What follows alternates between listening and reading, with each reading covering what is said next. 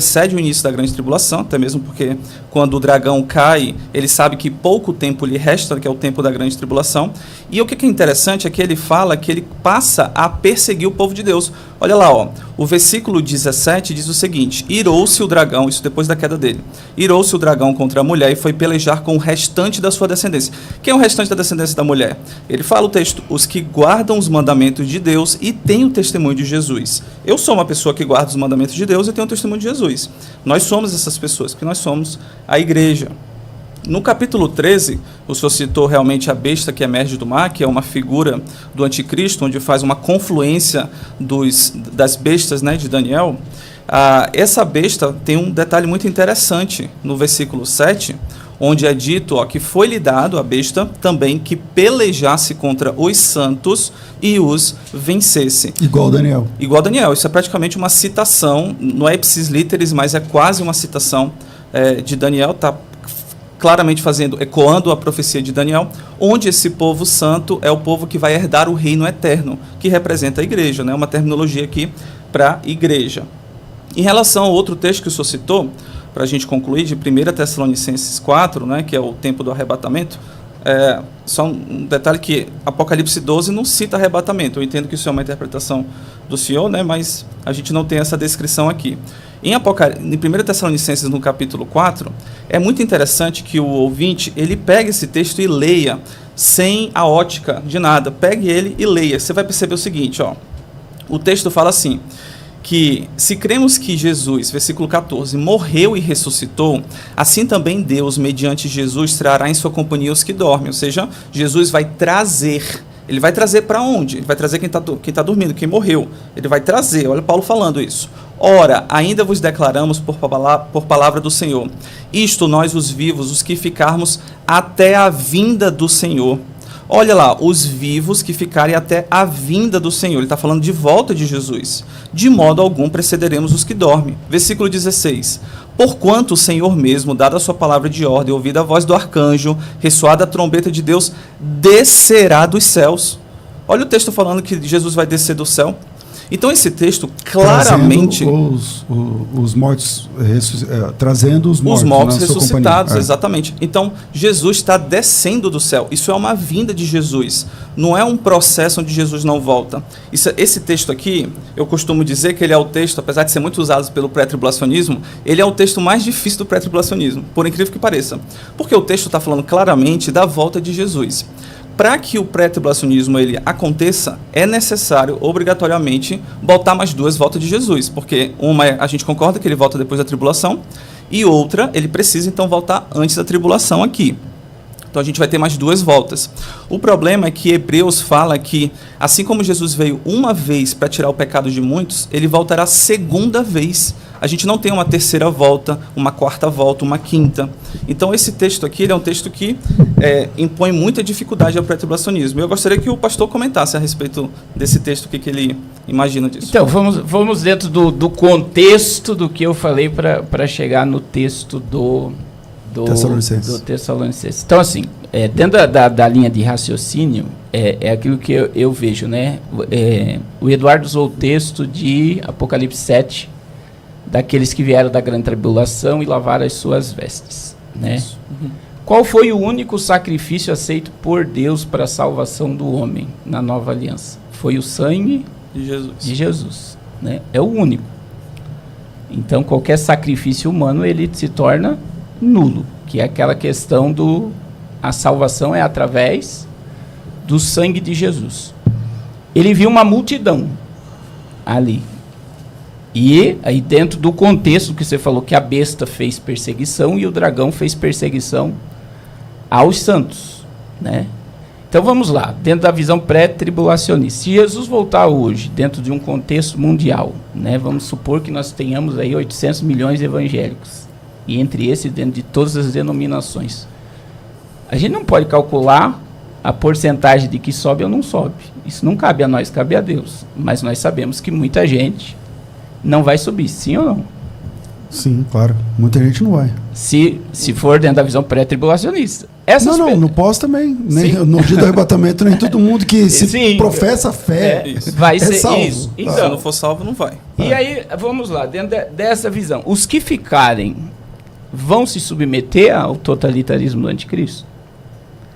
E aí vem a questão, nós temos duas visões de mártires da grande tribulação, né? Nós temos Apocalipse 6, 9 e 10, aqueles que clamam, né, até quando não vingas o nosso sangue dos que habitam sobre a terra. E o capítulo 7. Que é onde muitos de nós dos pós acreditamos que a pessoa foi salva pelo seu próprio sangue. Você falou que você é pós, mas você é pré. É a nossa visão do pré. Então, vocês estão quase me convertendo, estou dizendo 2 pós aqui. Então vamos lá. A visão pré, a gente acredita, muitos, né? A pessoa foi salva pelo seu próprio sangue. O sangue do homem não vale nada na eternidade. O único sangue aceito é o sangue de Jesus. Mas isso agora, muitos anos, né? Durante muitos anos o pré-tribulacionista tinha isso como oficial. Sim, e aí a gente entra dentro de outra questão. Esse povo que ficou, né? Que vamos supor que não subiu.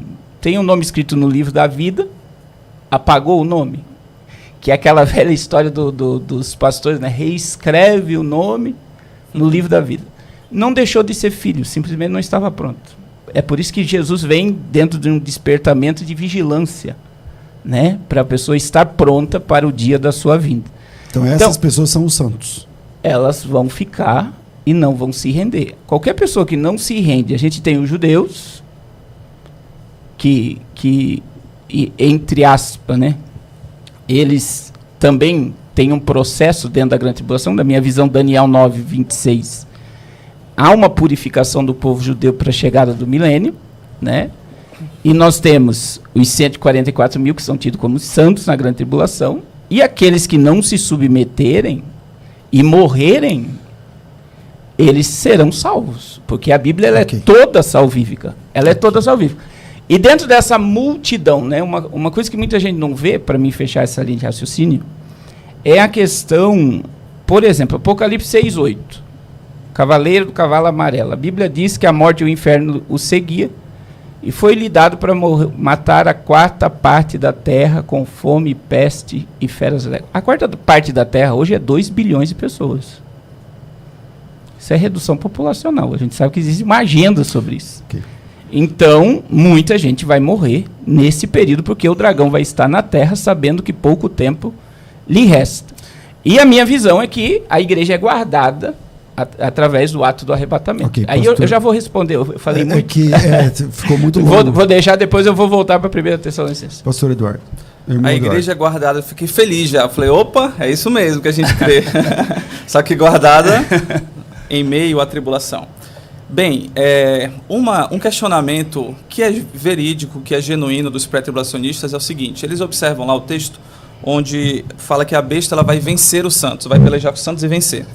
E aí eles questionam isso mesmo. Como assim a igreja vai vencer? A igreja ela é vencedora, né? A igreja ela vai se render ao anticristo? Não tem sentido nenhum.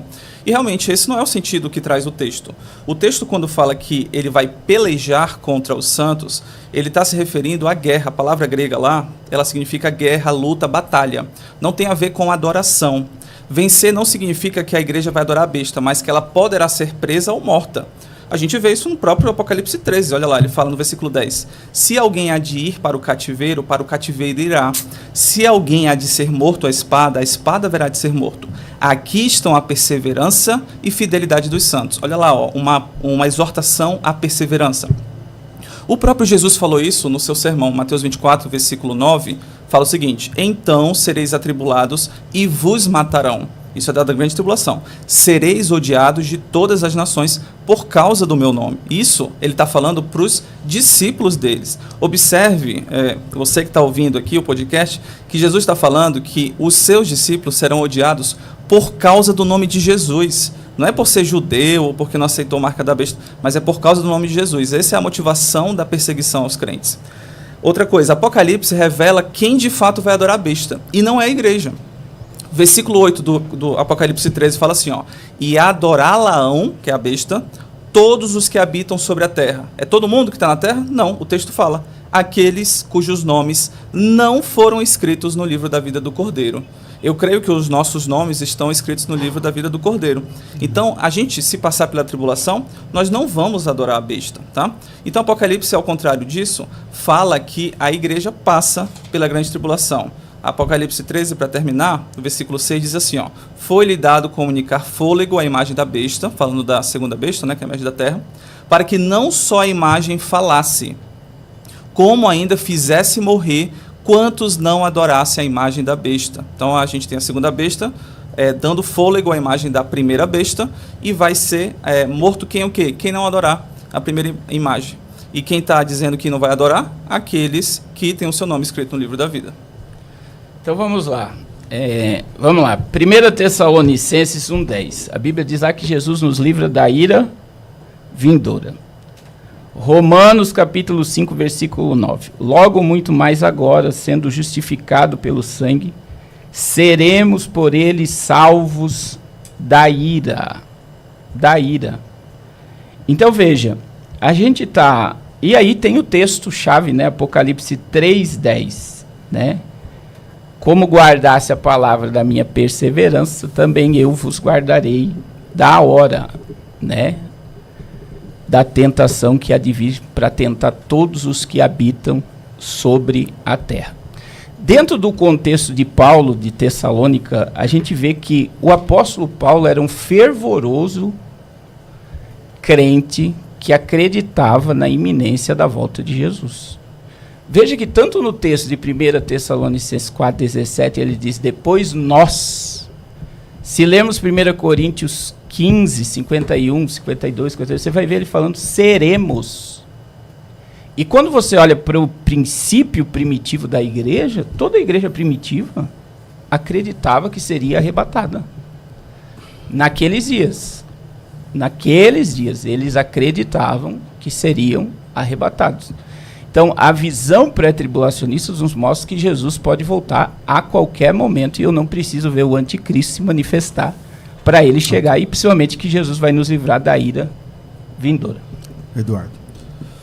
Bem, o pastor trouxe alguns argumentos aqui, muito bons, inclusive. Eu gostaria de comentá-los, não sei se eu vou conseguir talvez no próximo, mas vamos falar sobre essa ira.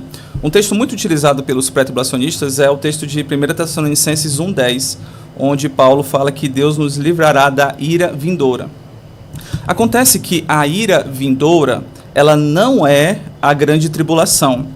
Ela significa o juízo final de Deus sobre os ímpios. Como é que a gente sabe disso? É só a gente procurar essa expressão, ira vindoura, em outra passagem bíblica. Por exemplo, ela está lá em Mateus 3,7. Quando João Batista estava batizando lá, o povo, chegou os fariseus e saduceus com intenções erradas, e ele falou assim para eles, raça de víboras, quem vos induziu a fugir da ira vindoura? Perceba que ira vindoura não é grande tribulação, porque de fato os fariseus e saduceus haviam fugido delas, né? E ele está fazendo uma pergunta retórica para dizer que eles não vão escapar dessa ira vindoura, que é justamente o juízo de Deus, que realmente ninguém vai escapar disso. Outra coisa é que quando você vai observar o texto, 1 Tessalonicenses 5,9, que também fala que Deus não nos destinou para a ira, ele está fazendo uma oposição à salvação. Então olha o que ele diz, porque Deus não nos destinou para a ira, mas para alcançar a salvação mediante o nosso Senhor. Então nós estamos livres da ira, porque a gente alcançou a salvação em Jesus. Jesus recebeu a ira do Pai sobre ele para nos salvar, né? É a mesma coisa de Romanos 2,5, é só ver o contexto. Mas segundo a tua dureza e coração impenitente, acumulas contra ti mesmo ira para o dia da ira. E que dia é esse? Da revelação do justo juízo de Deus. Então, o dia da ira aí é o dia em que Deus vai revelar o seu juízo. Outra coisa que eu percebo que existe uma confusão em relação a isso é imaginar que a igreja não vai sofrer a ira de Deus. E essa afirmação a gente concorda plenamente. Pré e pós concorda, a igreja não vai sofrer a ira de Deus. Quem sofre a ira de Deus são os ímpios. E isso é facilmente constatado no livro de Apocalipse. Por exemplo, quando a gente vai ver a quinta trombeta, os gafanhotos que saem do abismo, eles vão ferroar quem? Quem não tem o selo de Deus. Está escrito isso lá em Apocalipse 9,4. Na sexta trombeta, quem é afetado são os ímpios. É dito que os outros homens, aqueles que não foram mortos por esses flagelos, imagina se fosse a igreja, Aí ele fala, não se arrependeram das suas obras. Ou seja, está se referindo ao público atingido de ímpios. Na taça da ira, a gente consegue ver claramente também que só são os ímpios atingidos. Então a gente observa que a ira de Deus ela manifesta contra os ímpios. E por fim, a gente precisa lembrar que na grande tribulação nós teremos a manifestação da ira de Deus contra os ímpios e teremos a manifestação da ira do dragão contra os salvos. Então o dragão, o Satanás, os ímpios, eles vão perseguir os crentes enquanto Deus vai derramar a ira sobre os ímpios. Então vamos lá. Então se Satanás, só para me entender, que Satanás persegue os crentes, é pela permissão de quem? De Deus. E eles vão sofrer o quê? Perseguição do dragão. E isso é uma ira ou não? Não, não é ira. Não? Não. Então vamos lá. Outra questão, dentro desse princípio de ira, né? A gente vê que Daniel 12, Mateus 24, 21, Jesus fala de um tempo de angústia que virá, que é a tribulação, a qual nunca houve desde que a nação e jamais haverá. Então vamos lá, a gente está dentro do Irã sendo atacado por mísseis. Tem crentes lá dentro do Irã agora? Tem. Eles estão sofrendo com todo mundo? Estão. É uma ira que está naquele lugar? É um juízo? Pode ser, né? Diante de profecias, quando você vê a questão de Elão, tal. Mas eu estou dizendo assim... Você está irado com o Irã? Não, eu só estou dizendo que existe uma profecia que o arco de Elão vai ser destruído. Então, as forças atômicas do Irã vai ser aniquilado.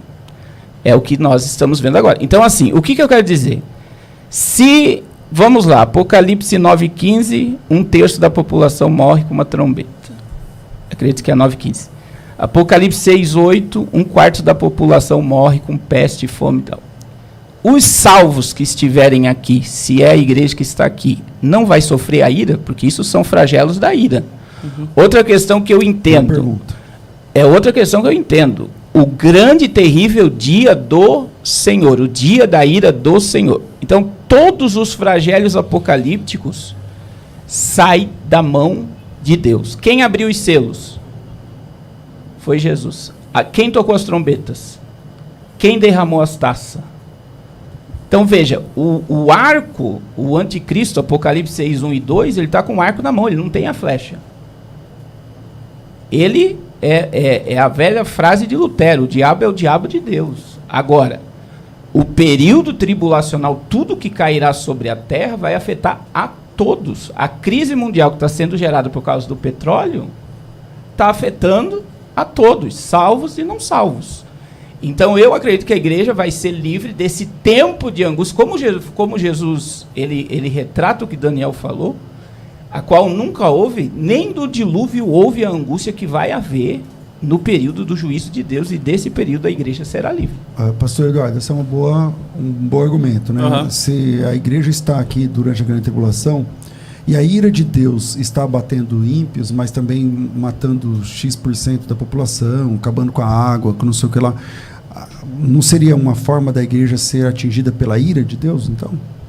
Então, o que a gente observa em Apocalipse é que os alvos dos flagelos de Deus são todos contra os ímpios. A gente não tem nenhuma menção onde os crentes vão sofrer ira de Deus na grande tribulação.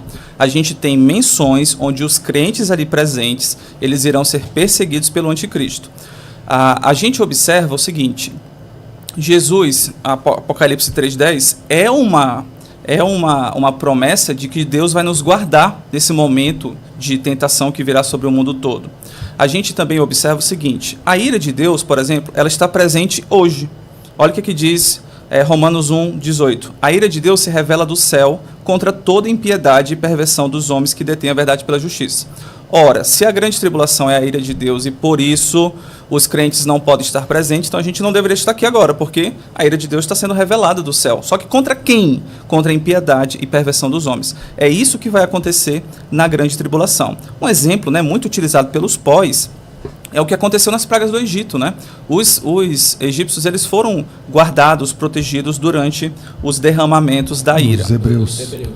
Desculpe, O que eu falei? Os egípcios. Heresia. Como que é? Os hebreus. O que eu falei?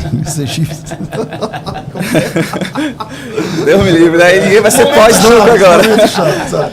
Eu gostaria de comentar, pastor, sobre... O pastor utilizou o argumento da iminência. Eu gostaria de comentar a respeito disso, que esse é um argumento muito forte do pré-tribulacionismo. Eles interpretam o seguinte: Jesus ensinou que a gente deve estar preparado para a vinda dele em breve, não é verdade? Isso é verdade, todos nós concordamos com isso, a igreja primitiva concordava, pensava isso, que Jesus voltaria naquele momento, Paulo imaginou que Jesus voltaria na geração dele, isso tudo é verdade. Agora a gente precisa entender o seguinte: o conceito de iminência, na verdade, a palavra iminência, ela não está na Bíblia. A gente concorda com o conceito, mas existe uma divergência entre pós e pré. Que é o seguinte: o iminência, o que significa iminência? Se for pegar um dicionário, iminência é o seguinte: é algo que está prestes a acontecer, uma ameaça próxima. A volta de Jesus está prestes a acontecer? Sim, concordamos com isso. Iminência não significa que não existem sinais prévios. Jesus não ensinou isso, Paulo não ensinou isso. Por exemplo, 2 Tessalonicenses, no capítulo 2, versículo 1 a 3, Paulo nos fala de forma explícita que duas coisas precisam acontecer antes de Jesus voltar e nos reunirmos com ele. O arrebatamento vai nos reunir com Cristo, foi o que ele falou lá em Tessalonicenses. Agora, em 2 ele fala o seguinte: irmãos, no que diz respeito à vinda do nosso Senhor Jesus e à nossa reunião com ele, versículo 3, ninguém de modo algum vos engane, porque isto não acontecerá sem que primeiro venha a apostasia e seja revelado o homem da iniquidade, o filho da perdição. Ou seja, Paulo está falando que tem que ter coisas antes. Eu não posso ignorar esse fato que foi ensinado na Bíblia. Ou seja, é necessário acontecimentos prévios à volta de Jesus. O próprio Jesus também dedicou mais de 30 versículos em Mateus 24 para listar sinais visíveis que antecedem a sua vinda. Ele falou, por exemplo, do engano generalizado. Ele fala: veja, ninguém vos engane. Ele está falando, quando eles perguntaram, os discípulos perguntaram: Jesus, quando sucederão estas coisas, que sinal haverá da tua vinda? Ele vai falar. Vai ter um engano generalizado, vai ter guerras e revoluções, vai ter grandes terremotos, epidemias, fomes em vários lugares, vai ter uma perseguição global, vai ter o surgimento do anticristo, vai ter a pregação universal do evangelho, vai ter grandes sinais nos céus. Aí sim Jesus volta. É isso o que ele ensinou.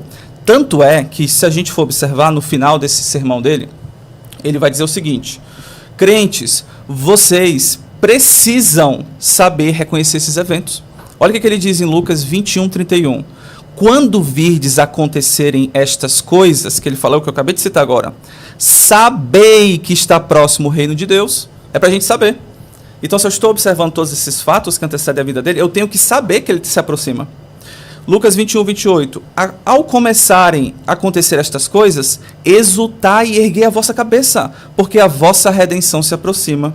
Né? Então, observe que Jesus nos ensina que a gente tem sim sinais que precedem a sua vinda. A vinda dele é iminente no sentido de que ela é próxima. E todos os crentes têm o dever de crer que Jesus vai voltar em breve. Foi o que ele falou em Apocalipse, né? Agora, isso não significa que ele voltará sem sinais prévios. Ok. Pastor Carlos, pedi para o senhor chegar um pouquinho só mais para cá. Vamos lá. Pastor Carlos, o senhor está com a palavra. Então vamos lá. Primeiro, a questão da ira na minha mente não ficou resolvida. Porque se a igreja estará aqui, ela vai sofrer todos os flagelos. Então, eu usei até um exemplo do acontecimento agora, né? Que já está faltando combustível e tal. Quer dizer, uma guerra lá no Oriente Médio afeta o mundo todo. A igreja está aqui, né? A gente acredita no prenúncio aí dos sinais e inícios de dores. Então, todos sofrem, todos são abalados. Então, eu acreditar que uma igreja vai entrar na grande tribulação e ela não vai sofrer tudo que vai acontecer nesse período, na minha mente não entra. Outra questão é a questão... Peraí, repete, segundo. A igreja entrar na grande tribulação e ela será blindada de todos os flagelos que virá sobre o mundo. Tipo que aconteceu no Egito, você acha que não pode repetir, é isso? Porque lá no Egito aconteceu isso, né? Mas Israel não participou de tudo aquilo? Mas ela não sofreu, né? Ela foi afligida. O povo de Israel... Não foi afligida. Então, foi protegida bem, em cada o uma próprio das Deus falou para Abraão: a tua descendência será afligida por 400 anos, mas as 10 pragas não durou 400 anos. Tá, mas o que aconteceu quando começou as pragas? O que Faraó fez sobre Israel? Oprimiu. Aumentou o trabalho e tal. Não, mas as próprias pragas não, né? Matou os primogênitos, não foi um flagelo? Mas os primogênitos dos hebreus, você acha que eles morreram também? Só morreu dos egípcios. Parece Sobre que foi a casa de Faraó. Então por que Moisés foi guardado? Porque ele é povo de Deus. Porque ele é povo de Deus. A ira não recai sobre o povo de Deus. Então veja bem, a morte de todos os primogênitos que nasceu na época do Egito, as mulheres hebreias não sofreram isso. Todos os filhos de Hebreu foram guardados? É que isso aí não é as 10 pragas. Isso aí não tem nada a ver com as 10 pragas. Tá, mas veio sobre o Egito? As 10 pragas tá tipo 80 anos depois. Tá, mas veio sobre o Egito e os hebreus sofreram